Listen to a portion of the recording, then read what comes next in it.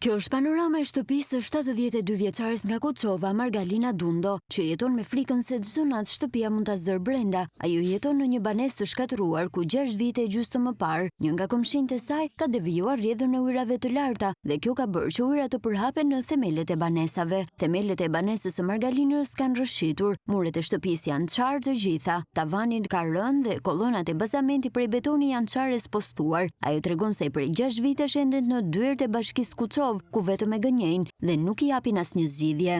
Unë jam ankuar me këtë shqetësim, kam vajtur në bashki te kryetari, në krye 5 vjet vajte kryetari dhe më tha, do vi sot, do vi nesër, më gënjeu. Në krye 5 vjet e kryetari më tha ti nuk e dokumenta. Ajo i bën apelin për ndihmë bashkisë dhe institucioneve që të vinë dhe të konstatojnë që shtëpia është e pabanueshme. Unë kërkoj që muri aty të hapet, ajo aty të prishet, komisioni vlerësojnë shtëpit dhe bëhet edhe muri rrugës se po bie. 72 vjeçare jeton çdo ditë me frikën se shtëpia mund ta zërë brenda, sepse siç pohon ajo vet, kjo shtëpi është e pabanueshme.